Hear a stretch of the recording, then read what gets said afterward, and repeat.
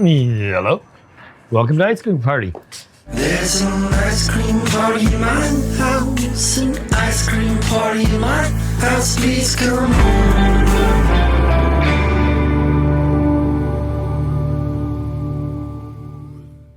Ice Cream Party, it's a big industrial warehouse building. It was a really boring check printing business from fucking, I think, 47 till, I don't know. And they just printed checks. This is the entryway. I really like old medical cabinets, so I ended up buying too many of those. And I put crystals in them. And now I don't know what to do with that except for have an entryway. We weren't gonna build a studio, and I was just gonna like get old books and shit and make walls of them, towers of them. That would be our isolation. And we were gonna just guerrilla style get a record done as cheap and quickly as possible. But then I get fucking fixated on shit, and I did.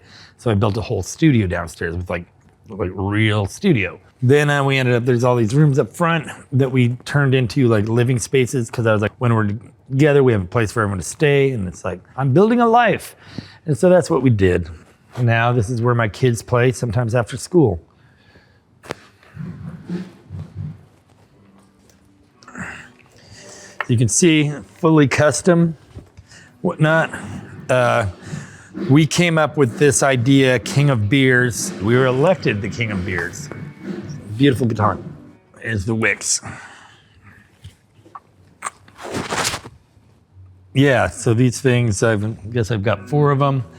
This is the one I got the most concept deep. I was like, I want it to be bees and shit. And this is a type of Floyd Rose that me and this guy, Brian Wicks, kind of developed together over the years.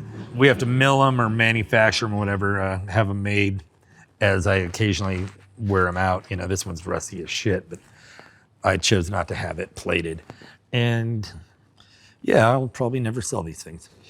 What happened is when I started playing guitar initially, the guitars I played on were always just the shittiest, like $200 student heavy metal guitars and stuff, because they had Floyd Roses, you know, like they had those weird floating bridges and stuff. And Brian Wicks was the in Seattle at the Trading Musician. He was a repair guy there, and so I'd bring my guitars in to repair, and we just slowly developed and came up with like our own version of a Floyd Rose, patent pending. I don't like holding onto a piece of metal while I'm trying to play guitar, and this way I could lean into it. It just has a lot more feel, and you can lean and you can pull up with your pinky underneath. That's why it has that not weird, but like why it has this specific kind of arc to it, so you can be under it, you know. But you're still, you know, you're not holding a piece of metal, although it's probably to some people the same. Each progressing Wicks got kind of better sounding. This is the second best Wicks I have. And also, once I started finishing the frickin' thing so they don't rust, but the first Wicks has a little less definition than the others, and the rest of them they're just great. So what's this? Spare. The Gibsons, these things are great for open tunings, because you can't really, anything with a heavily floating bridge gets tricky to fucking put open tunings in. Although the necks always break. There's always a fucking, like, I don't think I've ever seen a Gibson that didn't have to have a neck repair. Like, you get it for 2 years, and the neck's gonna break, and you get it fixed, and then you're fine for forever. Ma's right. Yeah, I haven't played this in so long, I don't know why I have it. I'm not sure. It has a button. That must do something. Any guesses? If anyone wants to trade an old Rickenbacker bass, like the ones Paul McCartney used, yes, let's talk. When I had a bar, we made 3 blacklight chandeliers out of fishing lures. There's that one up there. That one's kind of a fucking mess, but I love them, but I don't know when I'm gonna find a good place for them, so contact Isaac Brock at isaacbrock.brock. All right.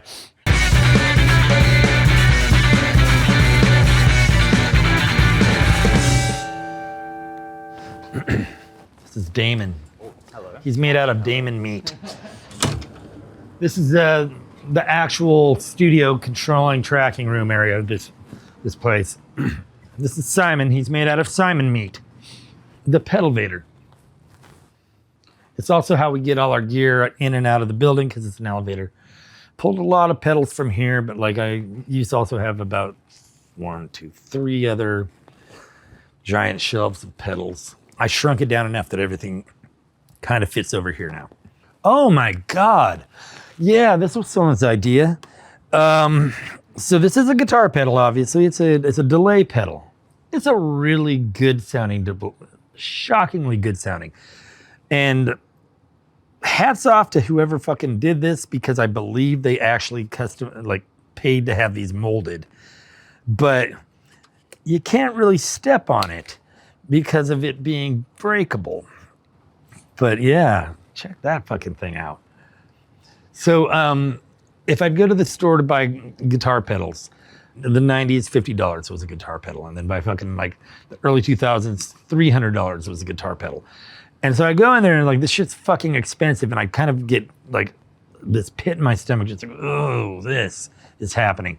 Old Town Music here, where I bought a lot of my shit. They have this like one case of just like, we got to charge you something, but take these away from us. And it would be like, so I'd insist on like looking at this case anytime I'd buy shit and buy the stupidest looking pedal I could. And 90% of the time it was the best pedal I bought. I was like, this is ridiculous. And it was just like some guy who decided to start a pedal company for that month and it didn't go well. And then it was like, here's $20 and you got this weird, oh, some great ones, man. Tap-A-Whirl, pretty great fucking pedal. Don't remember what it does.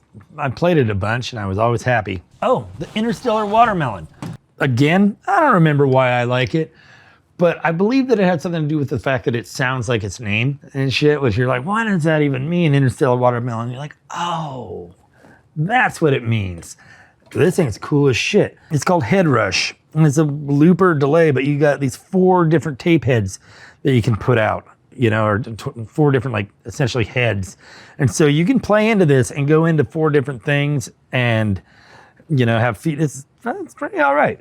The Retro Mechanical Labs, and initially they made shit out of old, like, whatever these things were. And these pedals are fucking, hands down, some of the finest pedals fucking out there. Earthquaker's consistently my favorite company. These guys make fucking insane pedals, but they're a Japanese company called Banana Effects. There's so many options in every single one of these things. Like, honestly, if a flea sneezes on it, you're like, it's in a totally different setting. You're like, oh shit, this guy's great. Yeah, I met him he works at a fucking super collider now. Tony Artura. You have a little light sensor, then you got your LED light, and this thing, something in it controls strobes and it causes it to do stuff. Fraz Dazzler. Don't remember exactly what it does, except for it also does what its name sounds like. You guys done with me fucking doing this shit? Yeah. Great, me too.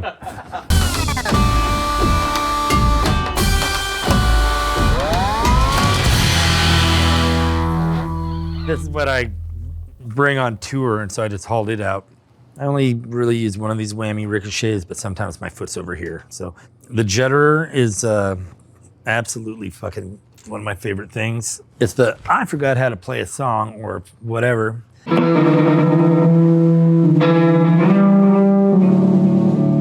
I've tried every fucking delay I think known to man, and it's not my favorite sounding delay.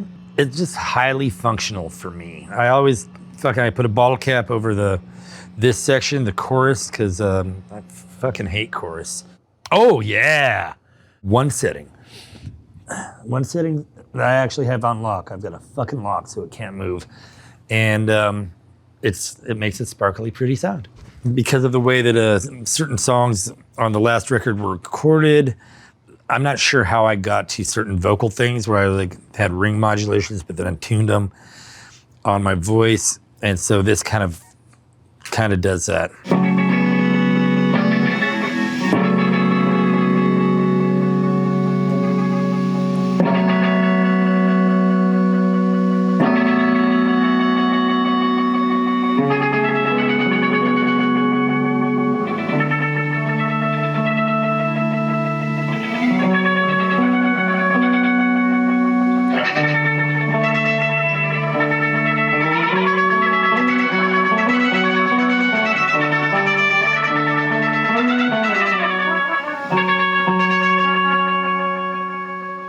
Here's some remaining drum machines.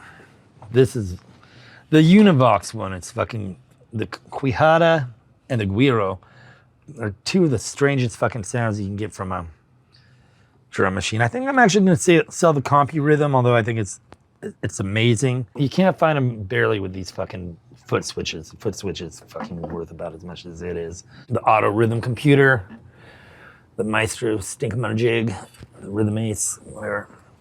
Thought I kept more than this. Oh well. When I had all of them plugged in, I just record me playing drum machines through pedals. I was playing pedals, like, and then just trying to get them to sync up in a way that wasn't too obnoxious. The Auto Vary is still one of my favorites. And you know, like it's always good to double press on shit. You get a couple different beats going. So this is some of the modular synth shit that I decided, you know, the one that someone helped me build. And it's, that's a good setup. Then I hid some more under there and elsewhere, but this is part of a Moog. Well, it's not part of, it's the Model 15. I don't know what to say about it. Synths. This fucking thing. Okay, I'll quit saying this fucking thing. This is my favorite game. I'm pretty sure it's supposed to make music, but what I really like is trying to figure out how to make it sound like water drops. And when you do that, you win the game, and then you start all over again. Bastel Instruments. Yeah, this thing's cool. This is an Oberheim that I need help anytime I use it, but it sounds fucking amazing. And this is, I think, an OB6 or 8. Oberheim makes just beautiful sounding stuff. So this whole system here, including this fucking thing, is a Moog PA. And even the people at Moog that we talked to didn't know it existed. And you got it for like fucking $600, which I guarantee you is a screaming deal. But it's a synthesizer amplifier that is louder than fucking anything you will ever need and shit. That is insane. Oh, fuck. The Earthquaker Devices amp. That's what to be honest, that's what I use almost all the time now. There's that one. I bought that one, liked it so much that I decided recently, I was like, gotta have another one of these fucking things in case anything ever happens. And we had to find the guy who made it for him, and he had one. And so they did not make very many at all. And they made them as like this amp that you could test guitars without having the amp, you know, like inflict too much information. They nailed it. It is fucking an amazing amp.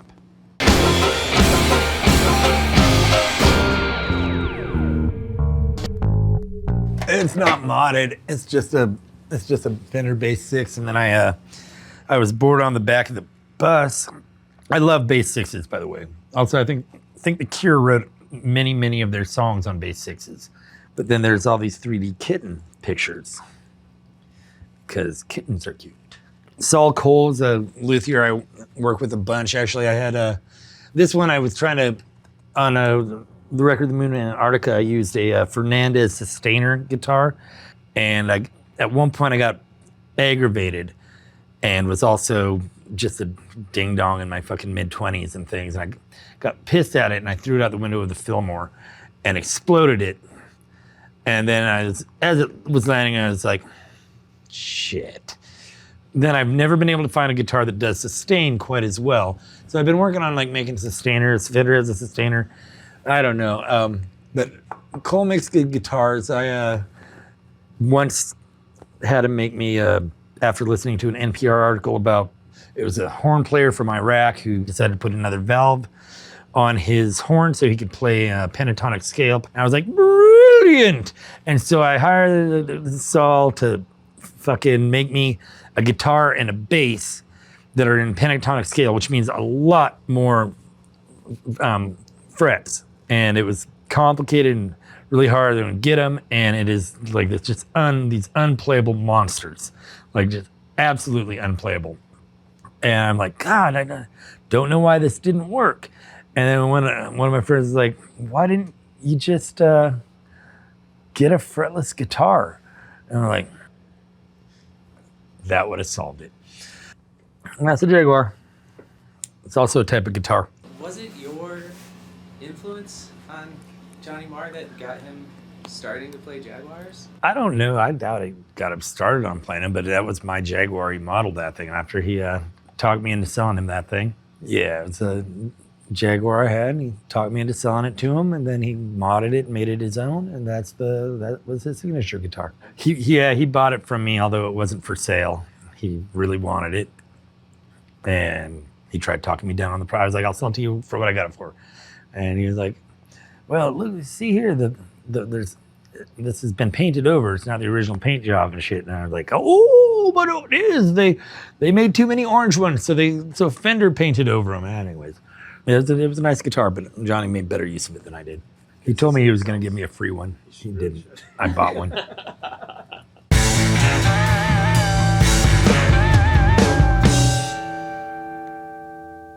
This is a Wonder audio console. It claims to be a lot of things, and it's a Wonder audio console, which are pretty nice sounding consoles. But I know that it has a larger bass range than most consoles do. It's got a couple more notches in that realm, and it gives you the option of being either an SSL sounding board or a Neve sounding board or a hybrid of the two, which is kind of the Wonder thing. You can sum together, and that's pretty cool. These things I just bought off of Reverb. This is the unit that we use on Good News that Dennis Herring had made for himself by a guy from out of Mississippi. The Lucas stuff is fucking amazing. I was looking for this thing. I was like, Dennis, you got your stuff's up here. And he's like, oh yeah. And so I had him kind of walk me through which one I get. And he's like, this is what I used on your vocals. So it's that unit. So I bought it. So now I have that again. It was something I almost didn't buy because I was like, it's too fucking sticky. I was just like how goddamn overly down home can you fucking get? You know, like, it's a gas can slide guitar, you know? Like, I was like, and I was at the music store where it was at, and I touched every single instrument in the building except for that. I was just like, not doing it. I'm not falling prey to this shit. But as I walked by it, I go, and I was like, oh, and it is fucking amazing. I wrote a song with it one of the last sessions we had that has been in my head all fucking day. And it's really pretty. But I don't think I've actually put it on a record yet. Matter of fact, I might work on it today because it's the only song that's been going through my head. I had a different smaller box version of it that I decided I was going to sell because I just wanted to have it be one fucking unit rather than something I had to plug into other shit. And it's a Mellotron. I fucking love it. It's great. One of the things is just sound effects, and we recorded a song that we made up called Doom Scrolling, which is I do an Elvis impersonation the whole song, and it's just laugh tracks and duck noises and cow noises, and it's about doom scrolling on your phone. Only during one record did I actually, like, anytime I was going to record a part, plug in every fucking thing and be like, this is the one. And that was brutal. And so now what I do is whatever's nearest, or if I'm in the mood just to fucking randomly try through something else, I'll let the song write itself through whatever amp I decide. This thing's fucking great. The Vox, I think it's AC-15 or something. I think there's certain instruments that just are, you know, tools that just fucking write music, and that thing's one of them. That thing's very special. Oh yeah, it's like a 1950s Tremolex, I think. Yeah, that thing's great. Yeah, that's one of their like custom shop reissues. That thing's great. This one says "Try Me" on it, which means that I had to remind myself that it's a great amp because I would forget to use it. Maybe I'll try it today. This is a Heathkit one, right? Yeah. But I think it wasn't one that you built yourself. The first amplifier I had that I actually used as a guitar amplifier, but it was supposed to be for a stereo, was a Heathkit that I bought from a thrift store and whatnot. I really regret it. I probably gave it the fuck away. That's another thing that happens. I drink and I give shit away. Matter of fact, didn't I get drunk and give you a Super 6 a couple weeks ago, Christian? Yes, I did. By the way, I'm not a fucking gearhead. I know this is kind of crazy. All things aside, I just buy shit. Either it works or it doesn't. I'm not actually that precious about this shit. They're all just tools and whatnot. Can't throw it across the stage without feeling bad about it. And I don't know.